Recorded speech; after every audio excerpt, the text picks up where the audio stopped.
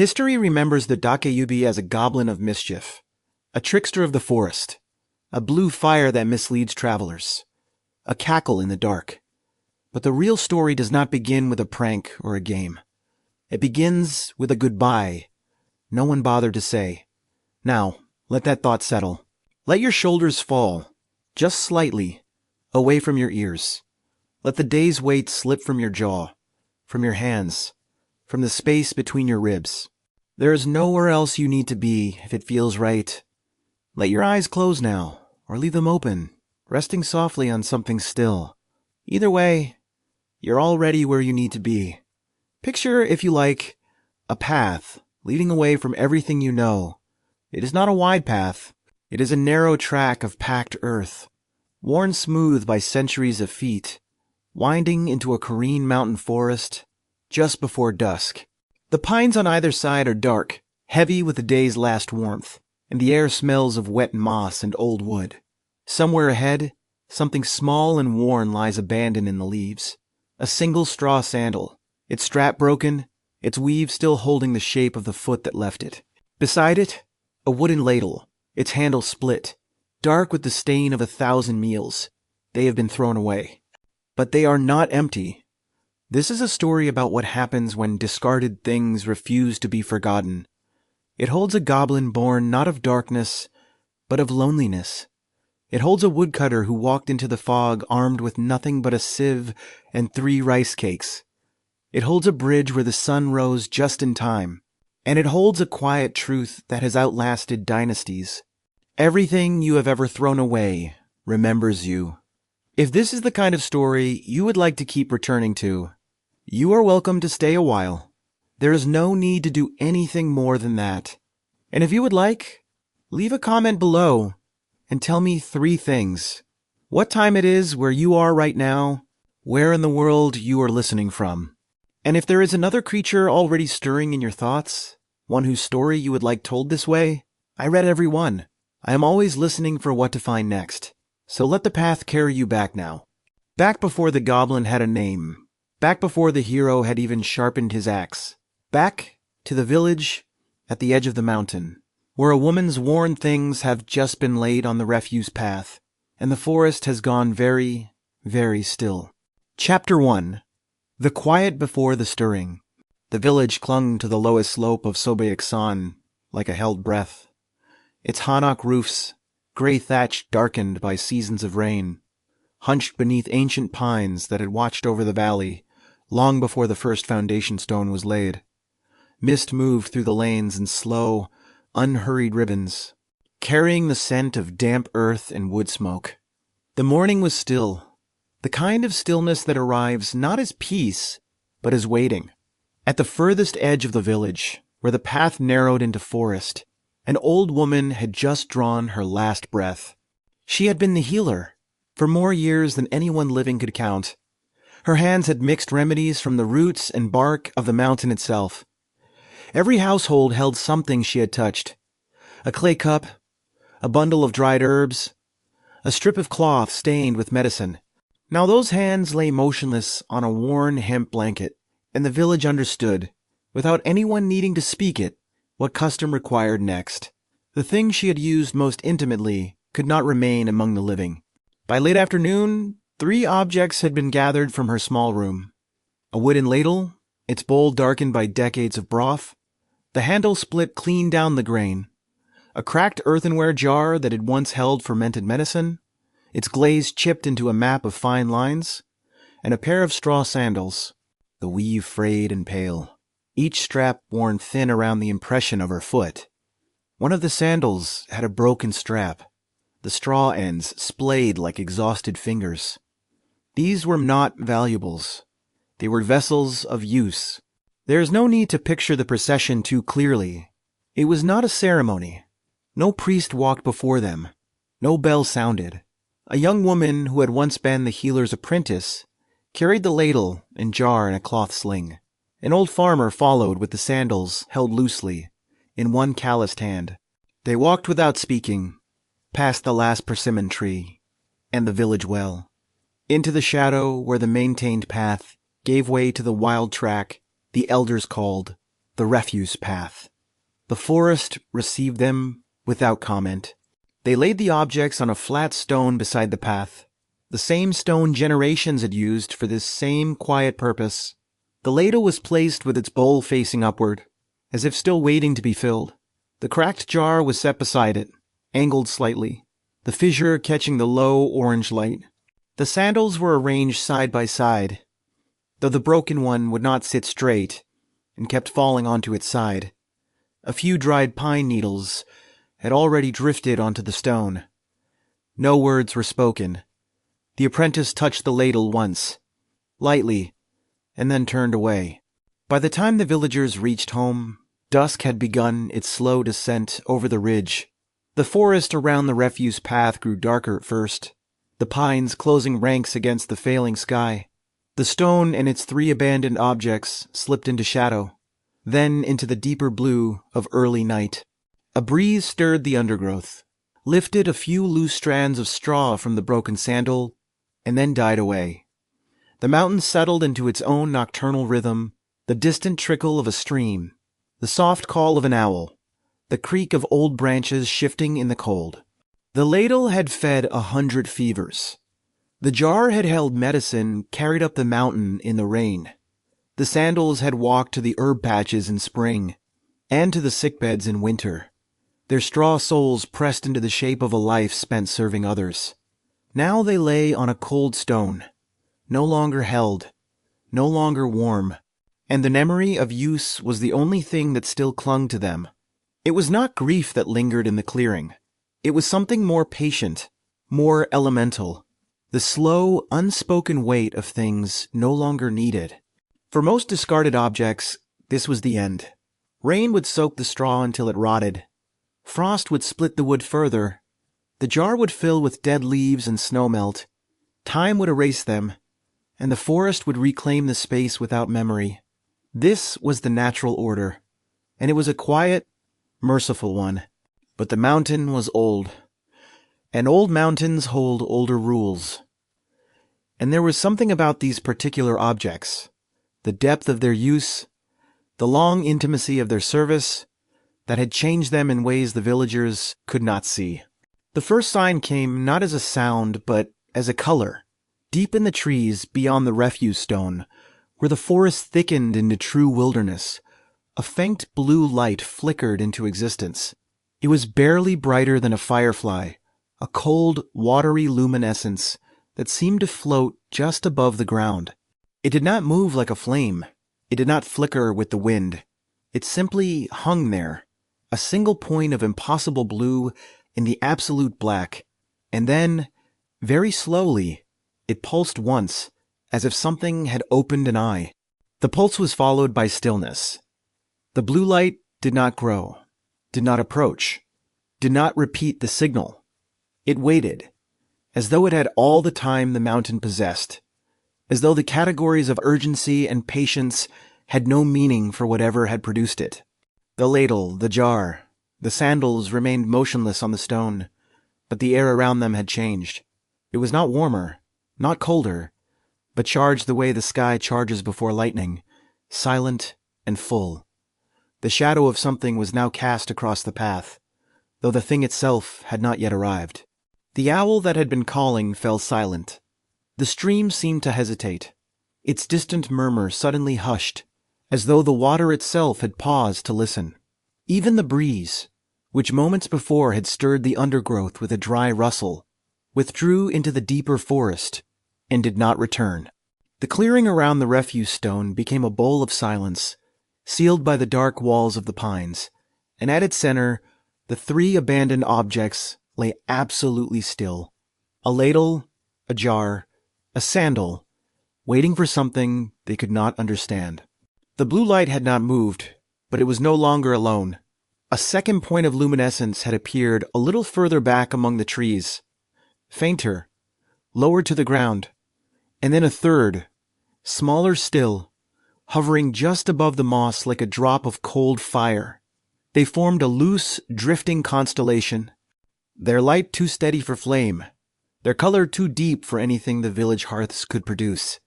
They asked nothing, demanded nothing, but their presence exerted a pressure on the darkness, a weight that was only just beginning to register. On the stone, the broken sandal lay on its side, its frayed strap trailing in the moss. The last warmth of the day had long since left the straw, and now a thin film of dew was beginning to form along the weave, each droplet catching the faint blue glow from the trees and holding it like a tiny mirror. The sandal had carried the healer to the beds of dying children, to the thresholds of houses where hope had already been extinguished. It had known the weight of mercy. Now it lay motionless, and the mercy was gone. The apprentice did not sleep that night. She lay on her mat beneath the low wooden beam of her own hanok, listening to the silence that had fallen over the village after the burial, and found her thoughts returning again and again to the ladle she had touched before turning away. She could still feel the smooth, worn wood under her fingertips, the deep groove where the healer's thumb had rested decade after decade. She had not wanted to leave it on the stone. Something in her chest had tightened as she walked away, a small, irrational grief she could not name. In the forest, the blue lights began to drift. They moved with a slow, liquid deliberation, not toward the stone, but around it, tracing a wide, cautious arc through the trees, as if circling a center of gravity they did not yet understand. Their light illuminated nothing. The pines remained dark, the undergrowth a tangle of shadow, but the air inside their circle grew heavier, thicker, saturated with a potential energy that had no name in any human language. The objects on the stone seemed to lean toward them, minutely, as iron leans toward a magnet. A single drop of moisture slid down the cracked glaze of the earthenware jar, tracing the jagged line of its fissure from rim to base. It hung for a moment at the bottom edge, catching the blue light and bending it into a tiny spectrum, and then fell silently onto the cold stone. The jar had once held medicine brewed from ginseng root and pine bark, remedies for coughs and fevers and the deep bone chill of winter. It had been held in hands that were now folded in the earth. The drop spread into the stone's pores and disappeared. Sometime in the deepest hour of the night, the mountain itself shifted. It was not a sound that carried, not a tremor that could be felt in the village, but a slow, internal settling, the kind of adjustment that old stone makes when it has been waiting for something for a very long time. The pine swayed once, a single synchronized movement that passed through the entire ridge like a shiver, and then stillness returned. On the refuse stone, the ladle's split handle widened by the width of a hair, though no hand had touched it. The apprentice rose before dawn. She did not know why. Her feet carried her to the village gate, past the persimmon tree and the well, to the edge of the maintained path. She stood there in the cold, her breath a pale ghost in the gray light, and looked toward the forest. She could see nothing but the dark line of the pines and the first pale suggestion of dawn behind the eastern ridge. But she felt it a presence that had not been there yesterday, a low, patient attention that seemed to be watching the village from the tree line. She did not speak. She did not call out. She simply stood and listened, and after a long moment, turned back toward her empty hearth. The blue lights had vanished by the time the sun touched the ridge. The refuse stone looked ordinary again in the thin gray light of early morning. A flat slab of granite, 3 discarded objects, a scatter of pine needles. But something had changed. The sandal, which had been lying on its side with its broken strap trailing, was now upright. It had been set straight, its worn sole flat against the stone, its broken strap tucked neatly beneath it, as if someone had arranged it with care. The ladle and jar had not moved, but the space around them felt inhabited now, claimed, as though a threshold had been crossed while the village slept. And deep in the forest, far beyond the reach of any path, a sound that had not been heard in that part of the mountain for generations began to gather in the darkness between the trees. It was not a voice, not a cry, not yet, It was the low, ragged exhale of something wounded, dragging itself through the undergrowth. A wild boar, perhaps? Gouged by a hunter's arrow, leaving a thin trail of blood on the moss and pine needles.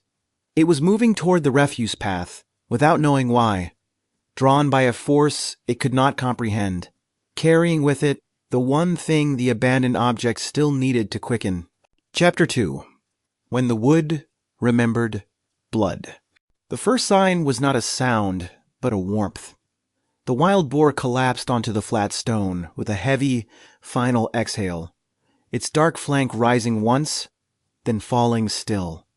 The wound in its side, gouged deep by a hunter's arrow, released a slow, dark flow of blood that ran over the cold granite and into the upward-facing bowl of the wooden ladle. The split handle drank it in like a tongue.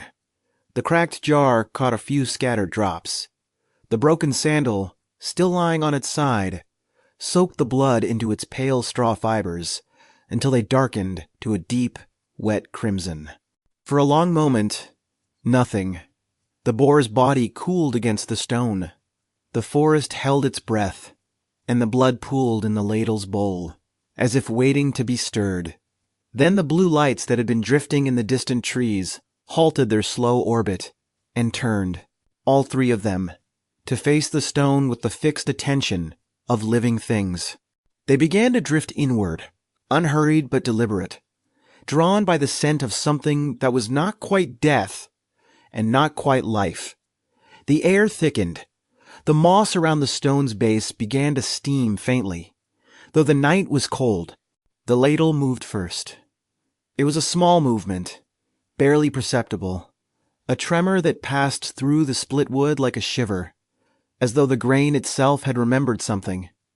The blood in its bowl began to sink into the fibers, not soaking, but drinking, pulled inward by a thirst that had nothing to do with the dry wood and everything to do with the decades of use that had saturated it. The handle split clean down its length, widened by another hair's breadth, and from the dark fissure, a faint wisp of blue vapor rose like breath on a winter morning. The cracked jar began to hum. It was not a sound that could be heard with human ears, more a vibration that passed through the stone and into the roots of the pines, a low, resonant frequency that made the droplets of blood on its glazed surface tremble and dance. The long, jagged crack running from rim to base began to glow from within, a thin line of cold blue light that pulsed once, twice, in rhythm with the lights now hovering directly above the stone.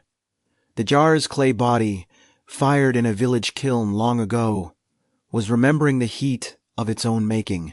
The broken sandal was the last to stir. Its blood-soaked straw fibers began to twist, very slowly, as though an invisible hand was reweaving them. The broken strap lifted from the moss, its frayed ends questing blindly in the dark, and the worn sole, which had carried the healer through decades of rain and snow, curled slightly at the edges.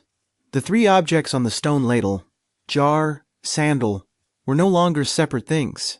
They were pulling toward one another, drawn by a force that had been accumulating in the wood, the clay, and the straw for as long as they had been held, used, and finally abandoned. There is no need to picture the quickening too precisely. It was not a birth, and it was not a spell. It was an answer. The blue lights converged above the stone and began to spiral, slowly at first, then faster, drawing the vapor from the ladle, the hum from the jar, the twisting fibers of the sandal into a single vortex of cold fire. The objects themselves did not dissolve. They surrendered their form, their long memory of use bleeding out into the light. The boar's blood was the catalyst, the key, but the door it opened had been waiting to be opened for a very long time. When the light faded, a small shape crouched on the stone where the objects had been.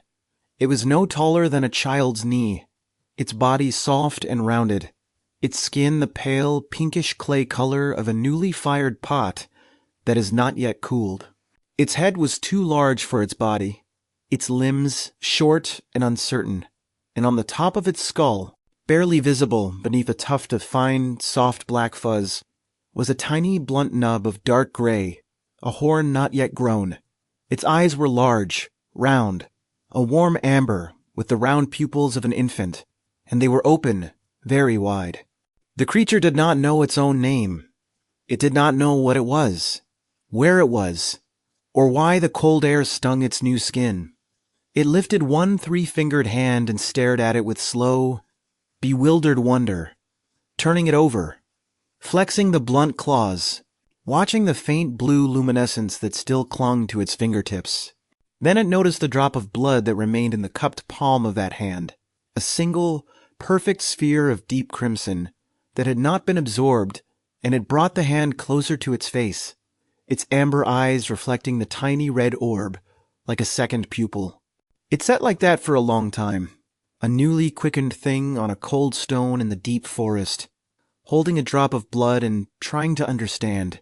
Its expression was not hungry, not fierce, but lost to the face of something that had been given life without being given a reason.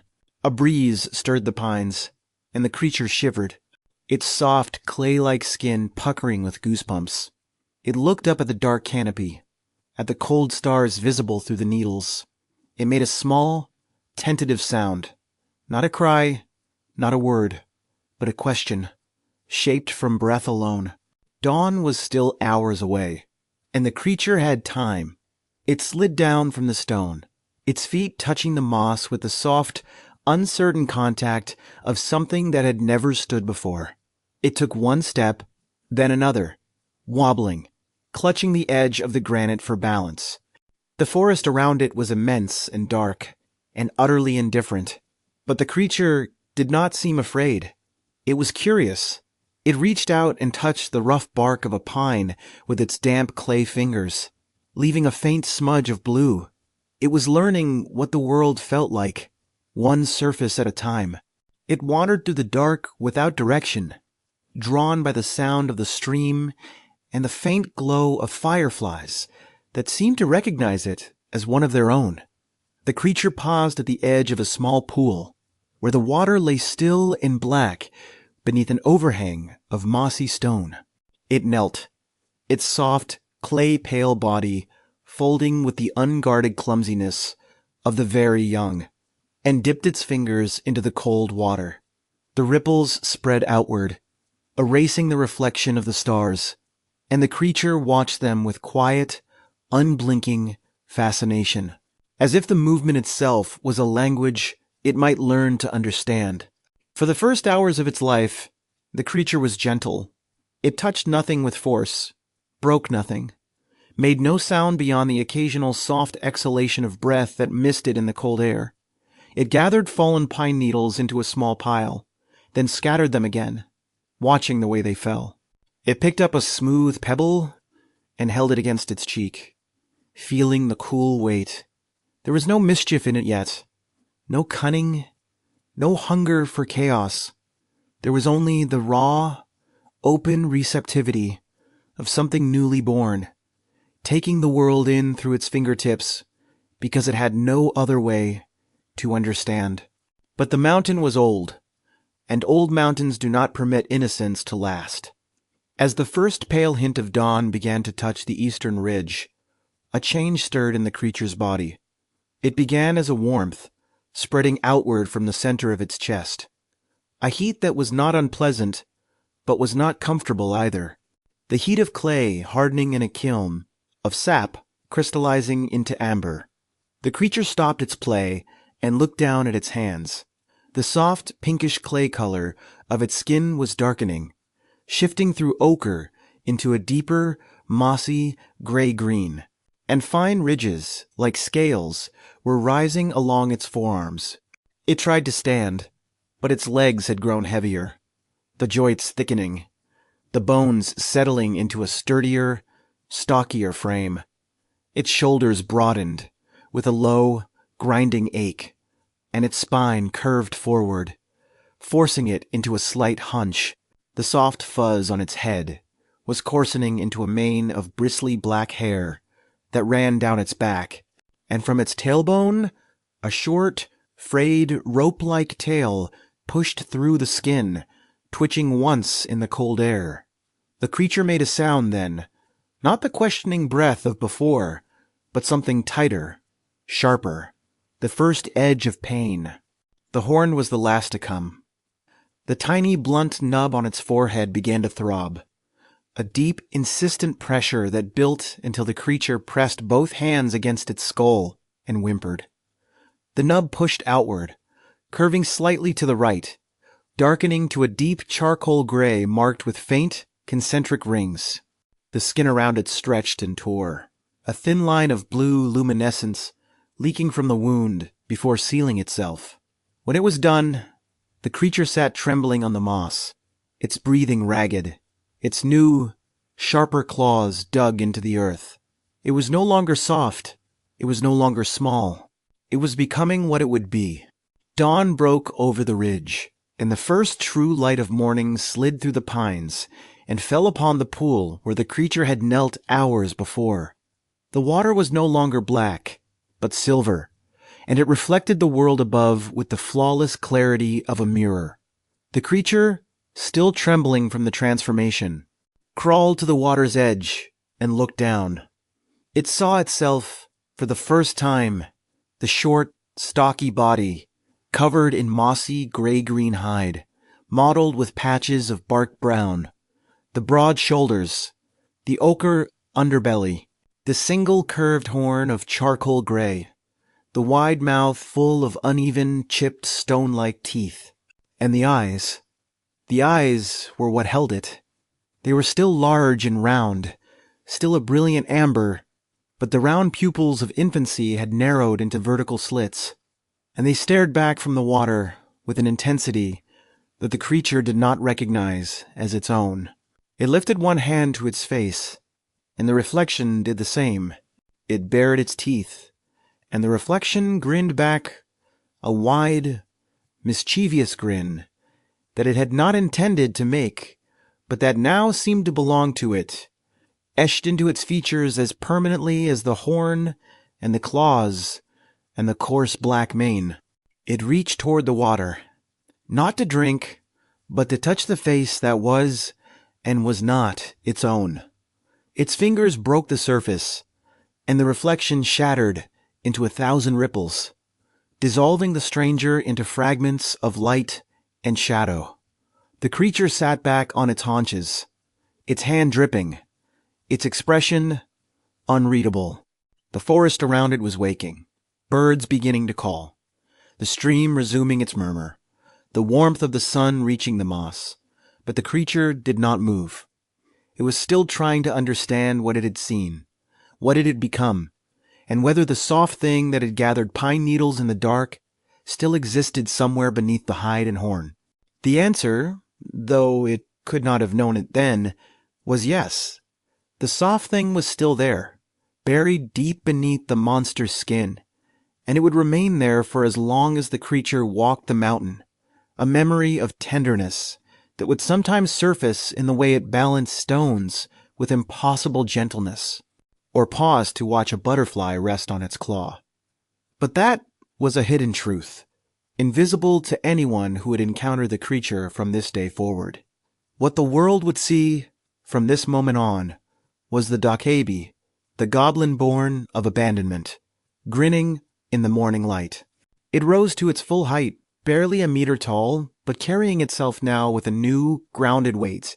It turned away from the pool and began to walk, not back toward the refuse stone, but deeper into the mountain, into the thickest part of the forest, where the pines grew so close that the sun could only reach the ground in thin, silver shafts. The Dokkaebi did not look back. It had no home, no memory of a hearth, no name that any human tongue would speak with kindness. But it had life, hard-won and irreversible, and the forest ahead was vast enough to hold whatever it would become. Chapter 3. The Loneliness of Mischief. The first sign was a stone balanced on a ridge where no stone had stood the day before. It was a flat, gray slab of granite, impossibly poised atop a narrow pillar of moss-darkened rock. and it cast a shadow that did not match the angle of the sun. A woodcutter passing beneath it felt the air turn cold, a sudden pocket of winter in the warmth of late spring, and he hurried on without looking up. By evening, 3 more balanced stones had appeared along the same ridge, silent and inexplicable as new constellations. The Dokkaebi had discovered its hands. It spent whole nights in the high places of Sobaeksan, lifting boulders that should have crushed its stocky frame, setting them one upon another with the patience of a temple builder. Its skin, rough and mossy gray-green mottled with bark brown, blended almost perfectly with the granite, and its single dark horn caught the starlight like a shard of polished obsidian. It would step back, its large amber eyes, with their vertical slits, surveying the impossible sculpture, and the wide, chipped grin would widen further, not in malice, but in solitary delight. The blue fires came next. Travelers on the mountain paths began to report a cold, steady flame hovering at eye level in the deepest fog. A light that drifted just ahead of them and never grew closer, never grew distant, only led them in slow, dreamlike circles until the dawn revealed they had walked all night and arrived exactly where they had started. The flames asked nothing, threatened nothing, but their presence carried a weight that made the horses refuse to pass, and the bravest men turned back with their hearts beating too fast.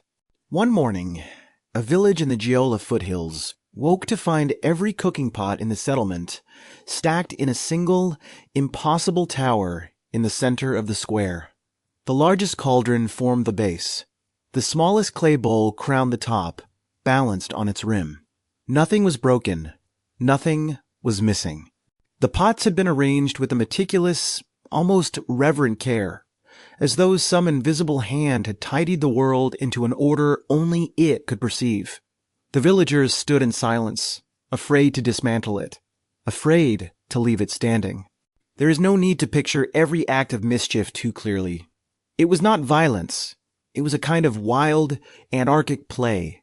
Ladles swapped for shoes, a farmer's gate hung upside down, a stack of firewood rearranged into the shape of a grinning face. The Dokkaebi, barely a meter tall with its hunched shoulders and frayed rope tail, moved through the lanes like a gust of wind, unseen or half-seen, leaving behind a signature of gentle disorder. It did not hate the villagers. It was simply curious what they would do. But there were nights when the mischief tilted into something stranger. A rice farmer standing at his gate in the deep hours of darkness saw a line of blue flames dance silently across his flooded field. Their light reflected perfectly in the still water, so that the flames seemed to be both above and below, an endless procession of cold fire. And above the center of the field, the scarecrow's wide-brimmed bamboo hat floated 6 feet in the air, worn by nothing, turning slowly as if surveying the crops. The farmer did not shout. He stood and watched until the flames faded and the hat drifted gently down, and then he went inside and barred his door. The magic club was the strangest of the Dokkaebi's gifts. A heavy wooden club, rough-hewn and dark walnut brown, its grip wrapped in worn leather, would appear in the creature's hand as if summoned from the earth itself. With a single tap on any surface, it could conjure whatever the moment required. A feast of rice cakes and fresh persimmons for a starving woodcutter. A river of clean water and a drought-cracked stream bed. A bolt of silk that unrolled forever. But the gifts never lasted past dawn, and those who tried to keep them found only dead leaves and cold ash in their hands at sunrise. The hat of invisibility was simpler and crueler. A finely woven, wide-brimmed gat, pale bamboo fiber color with a subtle inner glow. It allowed the Dokkaebi to stand unseen in the center of a crowded room, to watch a family eat their evening meal, to listen to the stories they told about the goblin in the mountain. It was in these invisible hours that the creature learned the most about humans, their fears, their kindnesses, their habit of leaving a little rice at the edge of the field for spirits they did not understand. The villages began to adapt. A mudang, An old shaman with a clouded left eye and a walking staff tipped with 3 small brass bells went from gate to gate with the same quiet counsel. Hang a bamboo sieve above your door. The Dokkaebi, she explained, cannot resist counting. It will see the holes in the sieve, and it will count them 1 by 1, 2 by 2, until the sun rises and its power fades. The sieves appeared overnight, pale honey-brown discs against the dark wood of every gate. A village of patient traps waiting to baffle a creature that only wanted to be entertained. And yet, even as the sieves went up, small offerings continued to appear at the forest's edge. A single rice cake on a green lotus leaf. A tiny clay cup of rice wine.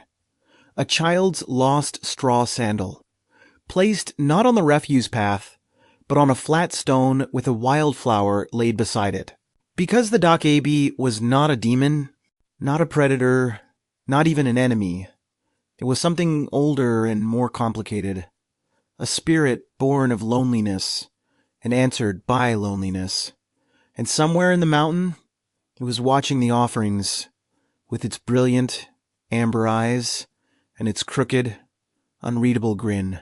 The Dokkaebi dole multiplied across the high ridges. Balanced stones appeared in places no human hand could have reached on narrow ledges above sheer drops, in the center of fast streams atop the rutted stumps of ancient pines. They became landmarks and warnings, marking the territory where the goblin's influence ran strongest. Travelers learned to read them the way sailors read reefs, altering their routes to avoid the deepest concentrations of ballast rock.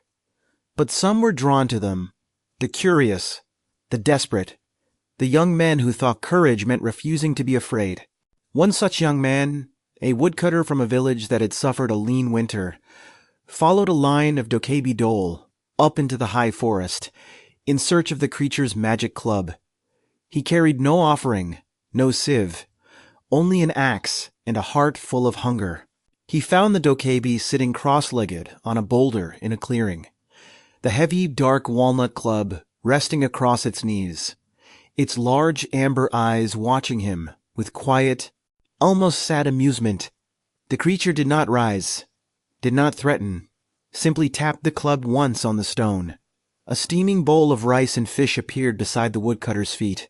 Then the Dokkaebi vanished, and the bowl remained warm until the last grain was eaten. The woodcutter returned to his village with an empty bowl, and a story that spread faster than any fire. The Dokkaebi, he insisted, was not a monster. It was lonely. It wanted only to be seen, to be acknowledged, to play its strange games with someone willing to play. The old shaman listened to his tale in silence, her clouded eye fixed on the middle distance, and when he finished, she shook her head slowly. What it wants, she said, is not the same as what it is. The fire that warms the pot also burns the house. Do not mistake a pause in the burning for kindness. And yet, the woodcutter's story took root. Others began to venture into the forest, not to fight the Dokkaebi, but to meet it. Some returned with tales of wrestling matches on foggy bridges. The creature's stocky, powerful body surprisingly gentle as it pinned them to the damp wood, and then released them with a cackling laugh, its chipped, stone-like teeth catching the blue glow of its own fire. Others told of drinking rice wine with an invisible companion whose cup refilled itself, whose voice was only the rustle of leaves, but whose presence was unmistakable, warm, curious, profoundly attentive. But not every encounter ended in laughter. A merchant who tried to steal the magic club found himself lost in a fog that lasted 3 days, walking the same circle of pines until his shoes wore through and his voice was gone from shouting. A hunter who shot an arrow at the blue fire found his bowstring snapped and his quiver filled with live frogs. A woman who cursed the Dokkaebi's name woke to find her entire store of kimchi jars rearranged into a perfect spiral on the floor of her larder. Nothing broken, nothing spilled, but the hours of work it took to restore order were a punishment more precise than any wound. The old shaman watched the village's relationship with the goblin deepen into something complex and uneasy, a symbiosis of fear and fascination.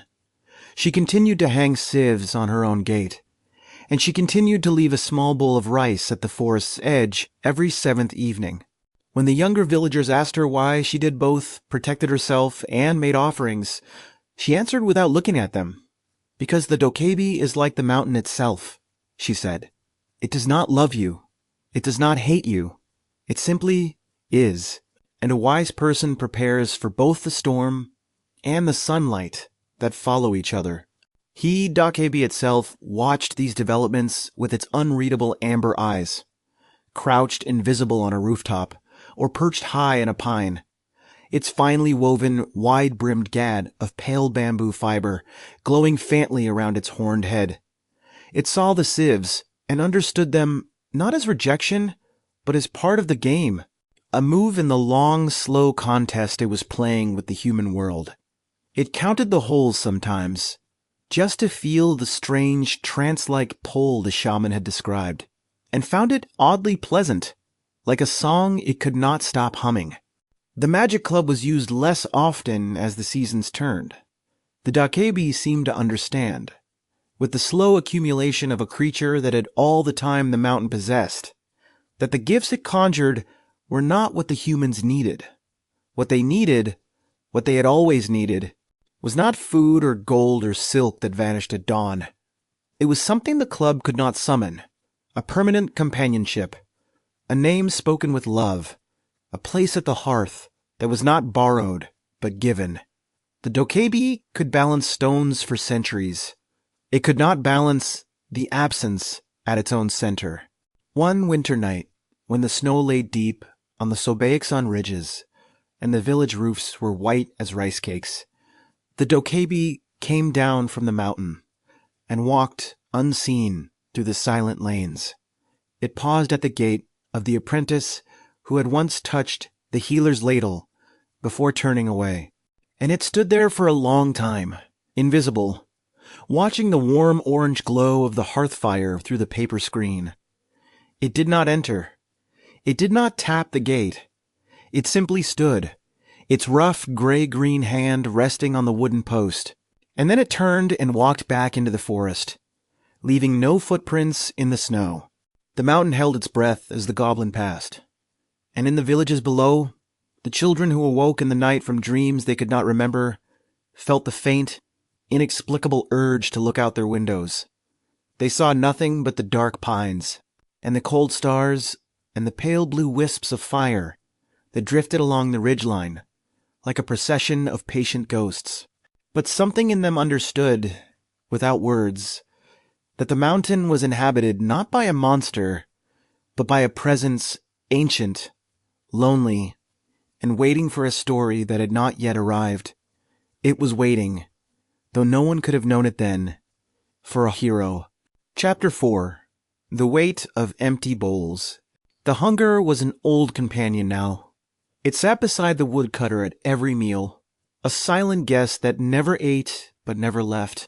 His family's bowls held only thin broth, the vegetables long gone, the rice jar nearly empty. Winter had stripped the mountain bare, and the axe in his hands, once a tool of honest labor, had become a reminder of everything he could not provide. He was the third son, the one with no land to inherit and no dowry to offer. His older brothers had wives and fields. He had a lean-to against his mother's hanok, and a pile of split firewood that no one had coin to buy.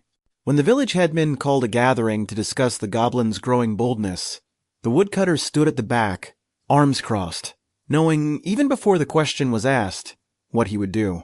The village hall was thick with fear. Farmers spoke of blue fire in their paddies, of pots stacked in the square, of a scarecrow's hat floating above the barley until dawn. The shaman had hung sieves on every gate, yet the mischief deepened.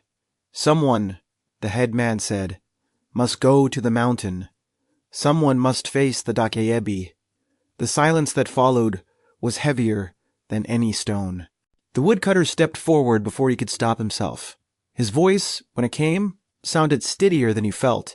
"I will go," The room turned to look at him, and he saw on their faces not admiration, but a kind of helpless relief. The gratitude of people who had found someone else to carry the weight they could not bear. No one tried to stop him. No one offered to come.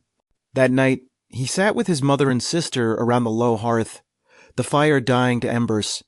He did not tell them what he had volunteered. He watched his sister's hollowed cheeks, her eyes following the empty rice jar, as if it might refill by morning. He had no gold, no stored grain, no future. Only the willingness to walk into the mountain. That would have to be enough. At dawn, he walked to the edge of the forest, where the old Mudang lived, in a small hanok, pressed against the tree line. Her gate bore no sieve, only a single brass bell that chimed as he entered.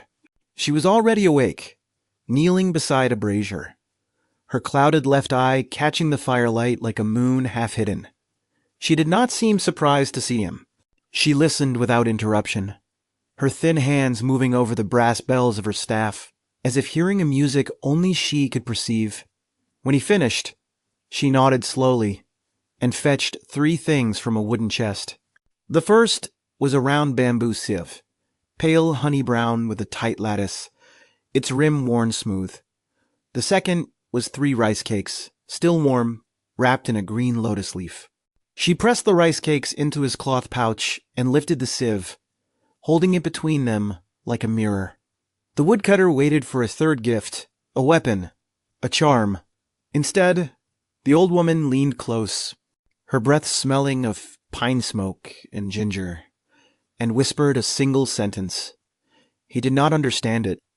Not yet, but the words settled into him like stones into a stream. "It will try to make you count," she said. "Do not be the one who counts." Her clouded eye fixed on something just behind his shoulder, and for a moment the air in the small room grew colder. Then she placed the sieve in his hands, her knotted fingers closing over his calloused ones with surprising strength, and stepped back. That was all. He was dismissed into the gray morning. The woodcutter stood outside the Mudang's gate, the sieve hanging from one hand and the pouch of rice cakes slung over his shoulder. The sun had not cleared the ridge, and the mountain path was a dark mouth between the pines.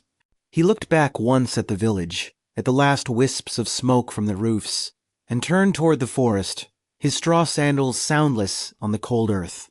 The path climbed through a cathedral of black pines, their branches knitted so tightly overhead that the gray sky was only a rumor. The fog that had haunted the mountain for weeks began to gather in the hollows, pooling like cold milk. The woodcutter walked with his axe head resting on his shoulder, not as a weapon, but as a habit. The familiar weight, a small comfort against the silence. He did not hurry. The mountain did not reward haste. There is no need to picture the forest too precisely. It was dark and damp and ancient. The moss underfoot swallowed his footsteps, and the only sounds were the drip of water from unseen branches and the occasional creak of a pine shifting in the cold. He had walked these woods since childhood, but they felt different now, watchful, aware, as though the trees themselves had learned to pay attention to the passage of a single man with a sieve and 3 rice cakes. He passed the first Dokkaebi doll an hour into the climb. 3 flat stones balanced impossibly atop a granite boulder, their surfaces slick with ice melt. He had seen them before, always from a distance, always with the prickle of someone walking past a closed door and sensing a presence behind it. This time, he stopped and placed one of the rice cakes on the lowest stone, the white disk a small, defiant offering against the gray. Then he walked on. The riddle the shaman had whispered circled in his mind. It will try to make you count. Do not be the one who counts. He had expected a blessing, a charm, a name of power, something he could hold on to when the darkness pressed in. Instead, she had given him a sentence that made no sense, and a sieve whose only power was the holes it did not have. He was not a warrior. He was a man with a basket and a paradox, walking deeper into the fog. The morning wore on and the forest thinned, giving way to a landscape of fractured stone and twisted pine. The path narrowed to a thread along a sheer slope, and below him the world had vanished into a sea of white mist. He could hear water somewhere far beneath a stream or a river, or the echo of one, but he could see nothing beyond the edge of his own feet. The fog was so thick now that it swallowed his breath and gave it back wet. He stopped at the lip of a ravine, where a narrow wooden bridge of rough-hewn logs spanned the void. The railings were silver gray with age, slick with moisture, and the planks sagged slightly in the middle, as if tested by time. This was the place the villagers whispered about, the bridge where the goblin waited, where it challenged travelers to wrestle or count or tell riddles until dawn. He could feel the weight of the stories pressing against him, an invisible crowd urging him back. He did not turn back. He sat on a cold stone at the bridge's entrance and unwrapped the lotus leaf. One rice cake he had already given. 2 remained, gleaming white in the gray light. He ate one slowly, letting the warmth of the sticky rice fill him, letting the simple act of eating remind him that he was still a man with a body, a man with hunger, a man who had chosen this path and could still choose it again. The fog curled around him like a patient companion. When the last grain was swallowed, he arose and looked across the bridge into the void of white. Somewhere on the other side, or in the middle, or beneath the Dokkaebi, waited a creature born of abandonment, a spirit of mischief and loneliness, a goblin who had never been offered a name, spoken with kindness. He understood, with a clarity that surprised him, that he was not walking toward a monster. He was walking toward a mirror, one that would show him the shape of his own desperation and ask him to name it. He hung the sieve from his belt, where it rested against his hip like a shield. He adjusted the worn strap of his sandals, the same pale gray gypsum that had carried him through years of labor, and felt the cold wood of the bridge railing under his palm. He remembered the shaman's clouded eye, fixed on something behind him, and he understood at last that she had not been looking at a spirit. She had been looking at his fear, standing just over his shoulder, waiting to be acknowledged. He stepped onto the bridge. The planks groaned under his weight, a low wooden complaint that echoed into the ravine and was swallowed by the fog. He did not look back. Ahead of him, the world was white and silent and full of waiting, and somewhere in that whiteness, a pair of amber eyes with vertical pupils had just opened, watching the slow approach of a man with no weapon and no plan, carrying only a sieve and the last rice cake, wrapped in a green leaf, still warm against his heart. Chapter 5. The Bridge That Held Its Breath. The eyes opened before the sun did. 2 amber flames in the white vertical pupils narrowing as they found him. The bridge groaned beneath his feet, a low wooden protest that rolled into the ravine and died. He felt the cold weight of the sieve against his hip, the last rice cake warm against his chest. The goblin was watching him now, and the fog between them was the only thing still pretending they had not already begun. But that was the moment itself. Before it, there was the walk. The woodcutter moved across the bridge, one step at a time, his straw sandals finding the slick planks with the care of a man who knew that haste was its own danger. The fog pressed against him from all sides, cold and damp, carrying the faint mineral scent of wet granite. Somewhere below, water moved unseen. Somewhere ahead, the stories waited. The bridge was longer than any he had crossed. Its rough-hewn log railings were silver gray with age, worn smooth in places where hands had gripped them before his.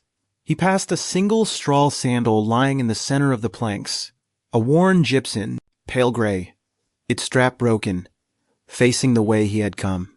Someone had walked this bridge before him. Someone had run back. He stepped over it and did not look down.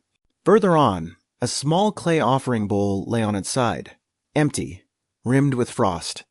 Beside it, 3 smooth pebbles had been arranged in a line, as if someone had tried to count them and given up. The fog was thinner here, and he could see the far end of the bridge for the first time, a dark smudge of pines and rock. But he could also see what stood in the middle, waiting exactly where the story said it would be.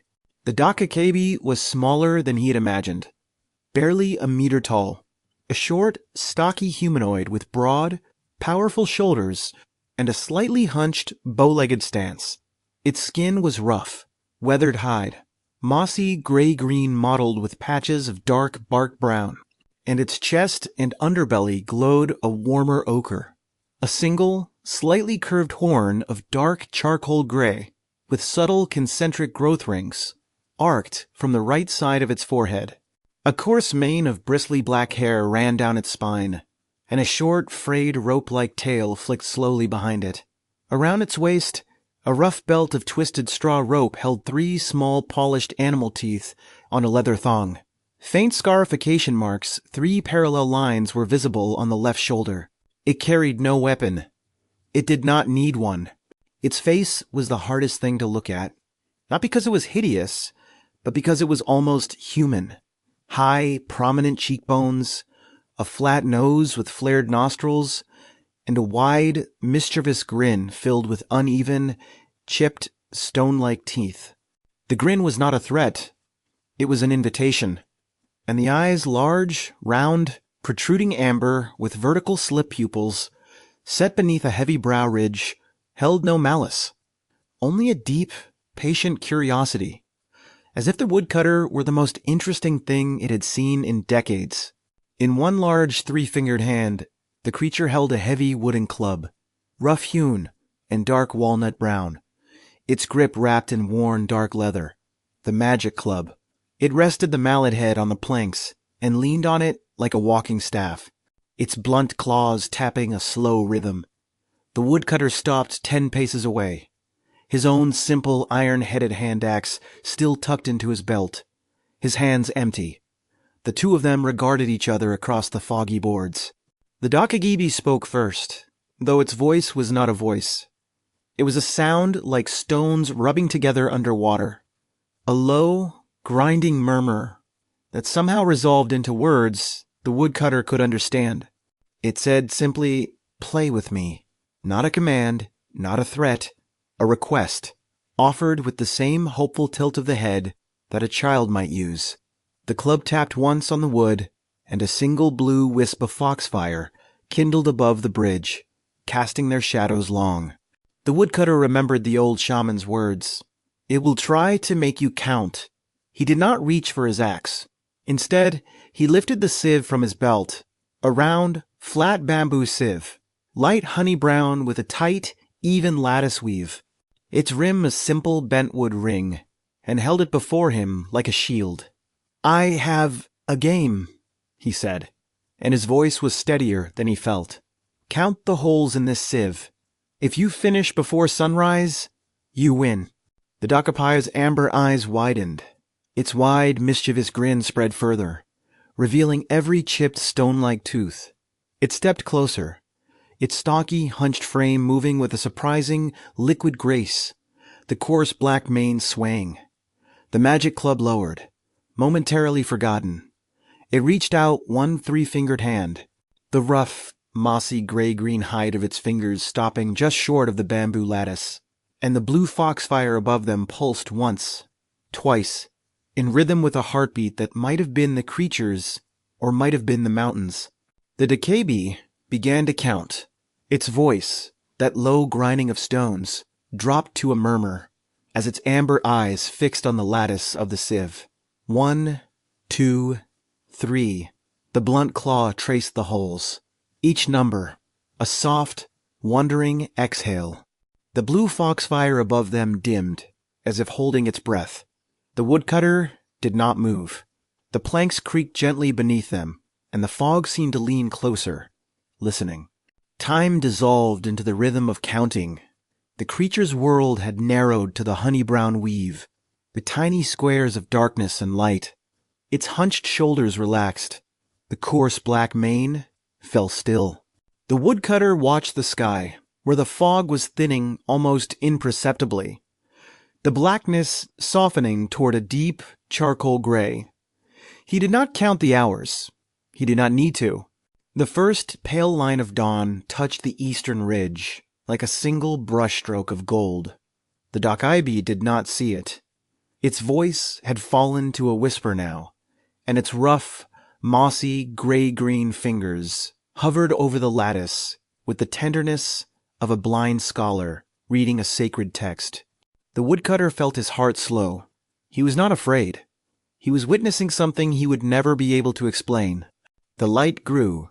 A band of shell pink spread above the pines, and the fog began to glow from within, turning from white to rose to pale, translucent gold. The Dokkaebi faltered. Its countenance stuttered. 420. 421, and its form seemed to waver at the edges, the bark brown modeling softening, like ink bleeding into wet paper. It did not look up. It kept counting. The sun broke the horizon. A shaft of pure gold struck the bridge, and the Dokkaebi's body began to dissolve.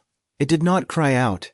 The wide, mischievous grin faded last of all, hanging in the air a moment longer than the rest. A ghost of chipped stone-like teeth in quiet, bewildered joy. The magic club, heavy and dark walnut brown, fell to the planks with a sound like a door closing. The blue foxfire winked out.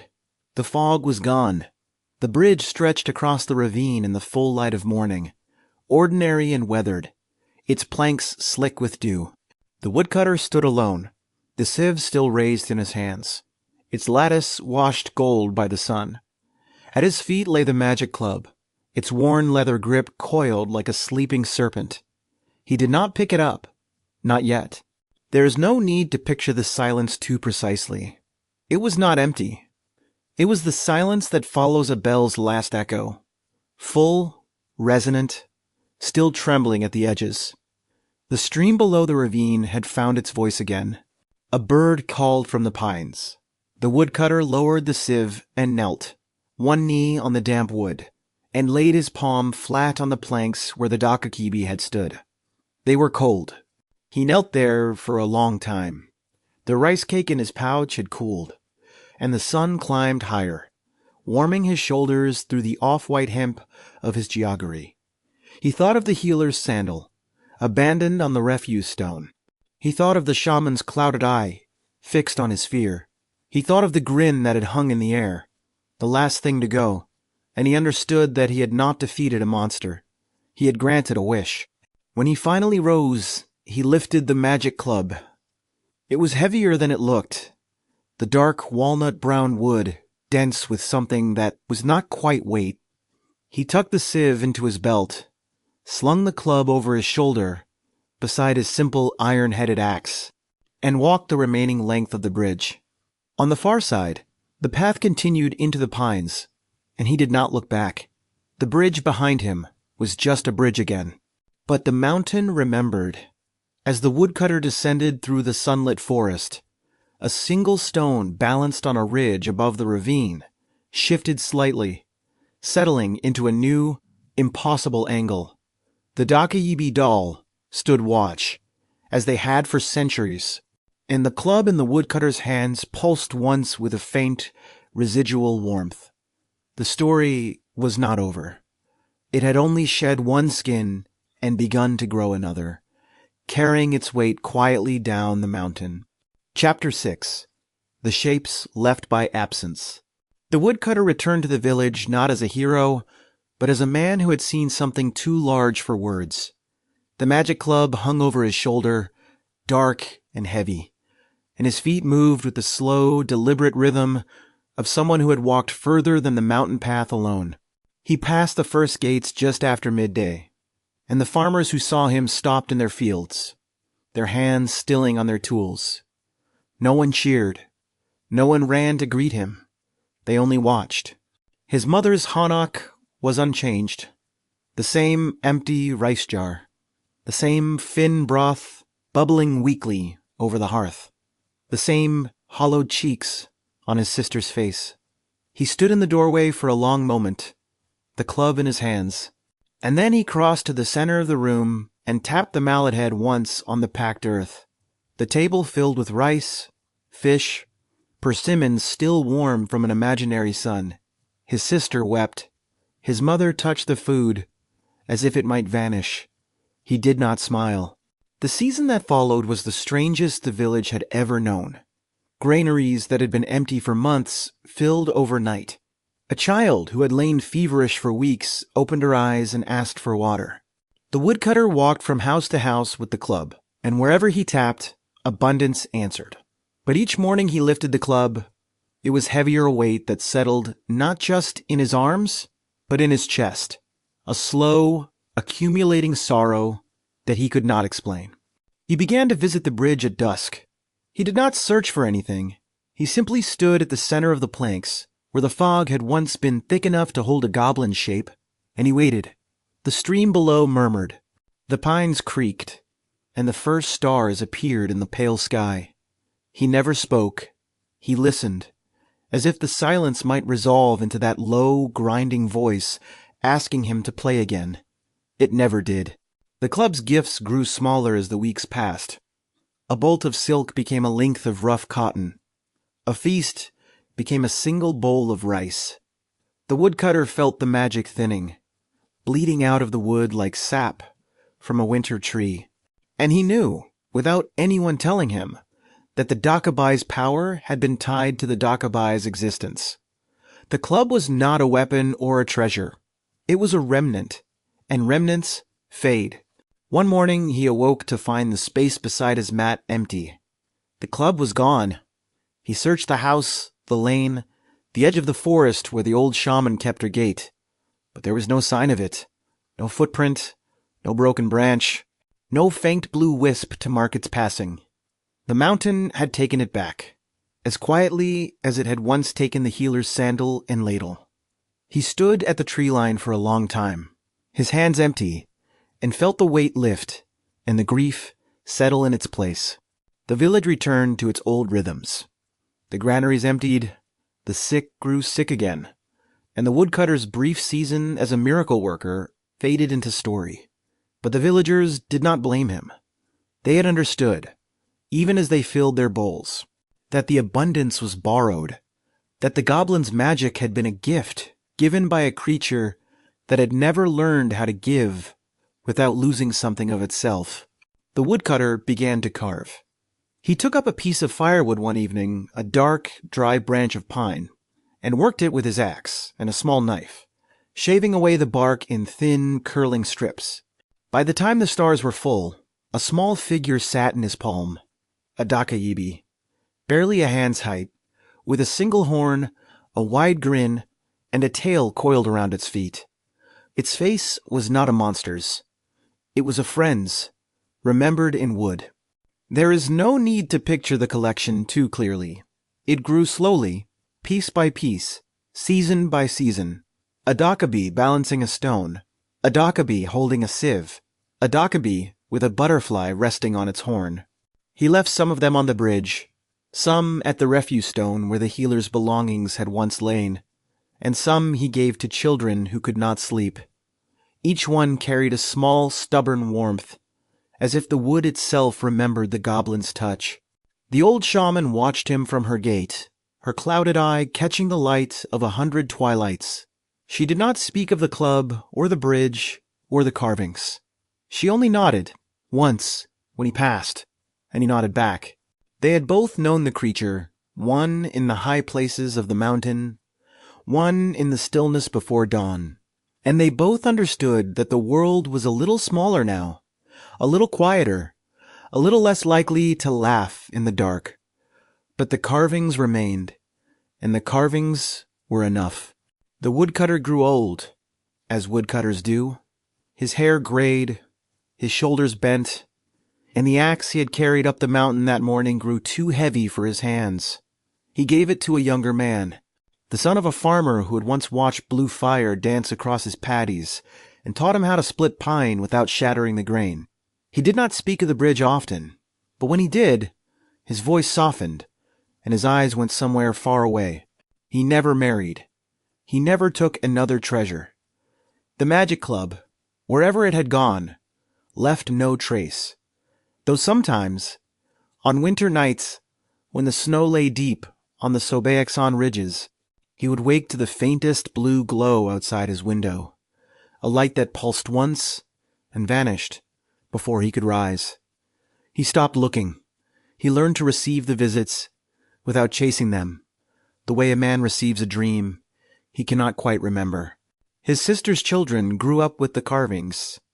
They played with them in the lane, staging little battles between the Dokkaebi and the dragon, the goblin and the tiger, and the woodcutter watched from his step with a quiet, creased smile. The youngest girl, the one with the same hollow cheeks he remembered from that hungry winter, asked him once why the goblin looked so sad when it was supposed to be a monster. He did not answer for a long time. When he did, he said only, because it was loved once, and then it was not. The old shaman passed in her sleep one autumn night, her brass bells still beside her mat, her clouded eye closed at last. The woodcutter carved a final Dokkaebi for her, a small one, holding a staff topped with 3 tiny bells, and placed it on the stone where she had always left her rice offerings. The next morning, the carving was gone, and a single wildflower, white and perfect, had bloomed in its place. He did not ask the mountain for an explanation. He had learned that some gifts do not need to be understood. His final years, the woodcutter became something of a legend himself. Travelers came to the village not for the goblin, but for the old man who had faced it and walked away. They asked him what the Dokkaebi looked like, what it sounded like, what it wanted. He told them the truth, that it was small and lonely, and that its voice was like stones rubbing together underwater. He told them it had asked him to play. He never told them he missed it, but they heard it anyway, in the pause between his words. One winter evening, he walked to the bridge one last time. The planks were iced over, slick and treacherous, and the ravine below was a river of frozen mist. He did not cross. He stood at the edge, an old man in a worn hemp coat, his breath a pale ghost, and he placed a small wooden Dokkaebi on the railing, the last he would ever carve. Its horn was curved, its grin was wide, and in its tiny wooden hands it held a club. He turned away and walked home through the snow, leaving the carving to watch the bridge alone. The Dokka beetle on the ridge shifted again that night. A new stone appeared on the highest cairn, balanced impossibly atop the others, and in the morning the villagers saw it and knew, without speaking, that something had changed. The mountain felt different, not empty, not hostile, but settled, as though a long negotiation had finally reached its terms. The sieves remained on the gates, but they were no longer needed. They were simply kept, like photographs of a friend who had moved away. The woodcutter's carvings scattered across the valley over the generations. Some ended up in village shrines, offered rice cakes on festival days. Some were buried with children who had loved them. One, the very first he ever made, was found centuries later in the roots of a fallen pine, the wood dark with age, the grin still wide, the horn still sharp. The archaeologist who lifted it from the earth felt a faint warmth in her palm, and she set it down again, gently, as if it were not an artifact, but a message. The bloodline of the Dokkaebi was not a lineage of flesh. It was a lineage of absence. The hollow places in the forest where the fog was a little thicker, the balanced stones that no storm could topple, the blue lights that still appeared on certain winter nights to travelers who had lost their way. It was the custom, passed from grandmother to granddaughter, of leaving a small bowl of rice at the forest's edge on the 7th evening of the new year, not for protection, for remembrance. And sometimes, in the deep hours before dawn, when a child awoke from a dream they could not remember and went to the window to look at the mountain, they would see a single point of blue light drifting along the ridgeline, small, patient, unhurried. It did not beckon. It did not threaten. It only moved through the dark like a story that had not yet finished being told, waiting for someone to listen, waiting for someone to play. And the child, without knowing why, would press a hand to the cold glass and smile. Chapter 7. The Fire That Outlasted the Gods. The Dokkaebi never died. It simply stepped out of the fog and into stone, into paint, into the names of mountain passes and the rituals of village gates. Long after the woodcutter's carvings had crumbled into soil, the goblin remained not as a memory, but as a presence, woven into the fabric of Korean life so deeply that to remove it would be to unthread centuries of belief, art, and the quiet ways people make peace with the unknown. The earliest written record appears in the Samguk Yusa, the great compendium of Silla-era wonders compiled by the monk Iriyon in the 13th century. It tells of a blue flame, a Dokkaebi, that appeared every seventh night outside a mountain hermitage. A monk, instead of driving it away, asked it 3 questions about the Dharma. The flame pulsed once, twice, 3 times in answer, and then vanished, leaving behind a small clay jar filled with gold. The story is barely a paragraph, but it contains the entire Dokkaebi in miniature. Mischievous, testing, generous, and fundamentally unknowable.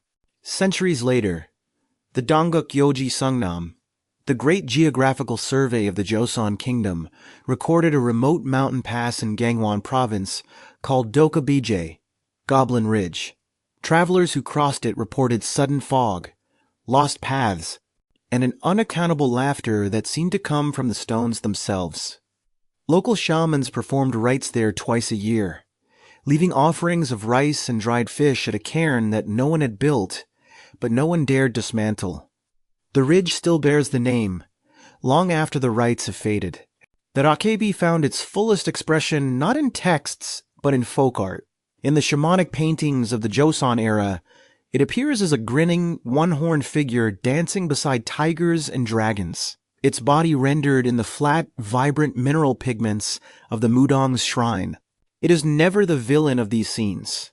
It is the trickster, the boundary crosser, the spirit who mediates between the human world and the wild, dangerous, but not evil, chaotic, but not cruel. The painters understood what the stories had always known, that a goblin born of abandonment could only ever be a mirror. The Dokkaebi also entered the village gates themselves. The weathered Jangseung, the tall wooden guardian posts that still stand at the entrances to remote mountain villages, often bear carved faces that owe more to the goblin than to any benevolent deity. Their expressions are wide and mischievous, their eyes protruding, their grins full of uneven teeth. They are not there to punish evil. They are there to confuse it, to distract it with a game, to make the malevolent spirit pause and count the wood grain until the sun comes up. The Taucha mask dances kept the Dokkaebi moving through the bodies of performers.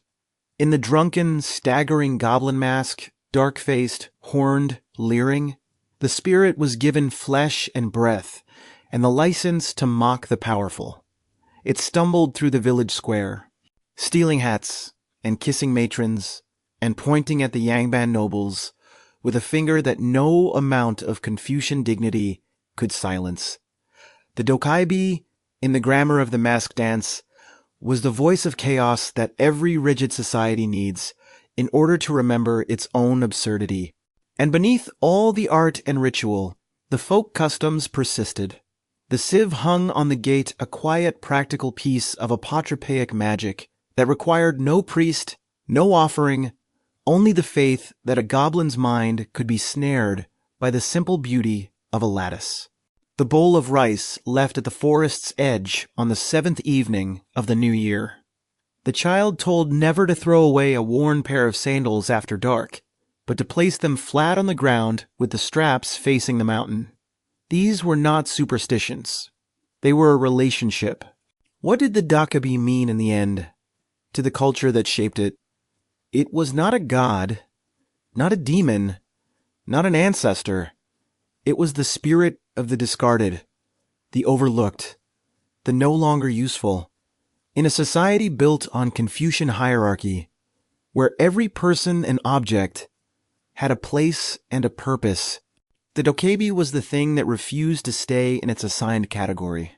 It was the ladle that would not stop feeding, the sandal that would not stop walking, The jar that insisted on holding something, even after it had cracked. It was, in the deepest sense, a reminder that nothing is ever truly thrown away. Some scholars have sought a historical origin for the Dokkaebi in the animist traditions that predate Buddhism and Confucianism on the Korean peninsula. The ancient, unrecorded belief that every object, every stone, every tree possessed a spirit that could be placated or offended. Others point to the influence of Chinese goblin lore, or to the trickster figures that appear in nearly every human culture. But the Dokkaebi resists genealogy. Its power is not in where it came from, but in what it continues to do. It makes the mundane magical, the discarded sacred, the lonely, a little less alone. There's no need to picture the entire history too clearly. It is enough to know that the goblin persisted through dynasties, through wars, through the erasure of the old gods and the arrival of new ones. It slipped between the cracks of every system that tried to explain it, and it waits now, as it has always waited, in the fog on Goblin Ridge, in the blue flicker of a screen, in the hand of a child carving a small wooden figure and leaving it on a stone for reasons they cannot name. The story is not over. It has only changed its shape. The Dokkaebi also found its way into language. The Korean word for will-o'-the-wisp remains Dokkaebi bowl, goblin, fire, a blue flame that leads travelers astray, not out of malice, but out of a kind of lonely curiosity, a desire to be followed, to be seen, to have company on the dark path. The word itself is a small, persistent shrine, spoken daily without thought, carrying the goblin into every generation that learns to name the inexplicable light on the mountain.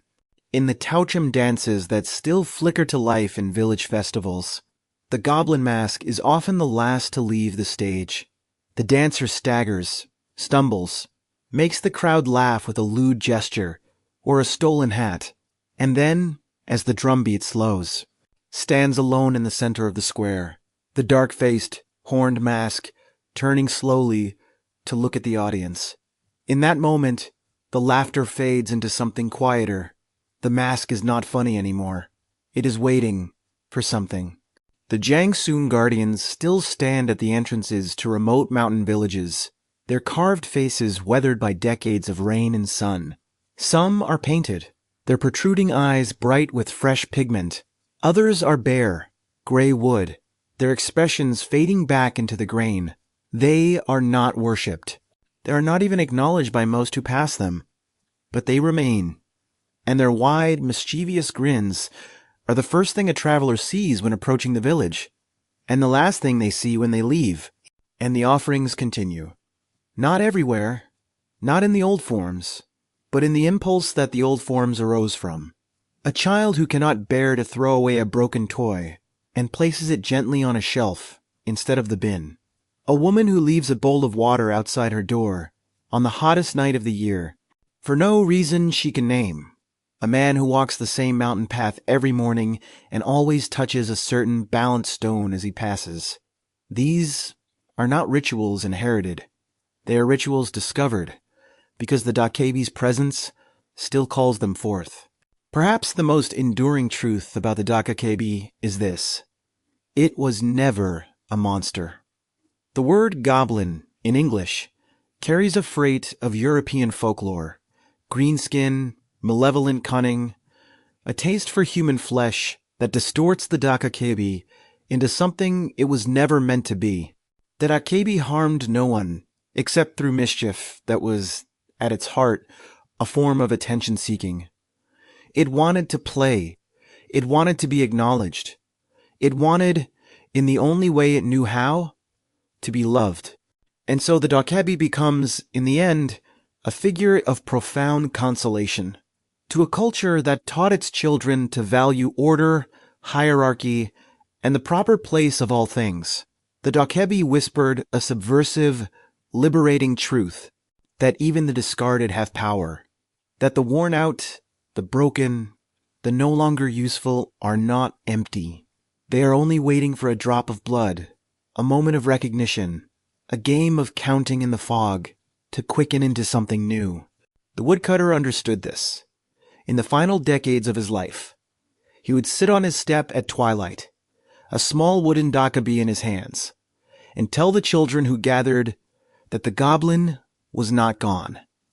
It was only playing a longer game now, one that would take centuries to unfold. And the children, who had been raised on stories of heroes and monsters, would look at the old man's face and see that he was not speaking of a creature. He was speaking of a friend. There is no need to picture the mountain too clearly now. It is enough to know that it still stands, that Goblin Ridge still catches the fog, that the Dokkaebi dolls still balance on their ledges, that the blue lights still appear to travelers who have lost their way. The world has grown louder, brighter, more certain of its categories, but the Dokkaebi persists in the gaps in the static between radio stations, in the flicker of a faulty street lamp, in the sudden, inexplicable urge to leave a small object on a stone and walk away. And if you were to walk the Sobaeksan path today, past the persimmon tree and the village well, past the refuse stone where a healer's belongings once lay, you would find, if you were looking, a small wooden carving tucked into the roots of an ancient pine. A Dokkaebi, no bigger than a child's hand, its horn worn smooth by rain, its grin still wide. And beside it, placed there by someone who could not have known why, a single rice cake on a fresh green leaf, still faintly warm from the hand that left it. The mountain keeps its secrets. The fog rises, the pines creak, and somewhere on a high ridge, a balanced stone shifts in the cold and settles into a new, impossible angle. The Dokkaebi does not sleep, it waits, as it has always waited, for the next abandoned thing to quicken, for the next traveler to accept its challenge, for the next child to look up from a dark window and see a single point of blue light drifting along the ridgeline like an invitation. And the silence that follows is not an ending. It is a held breath, patient and ancient, and full of stories that have not yet been told.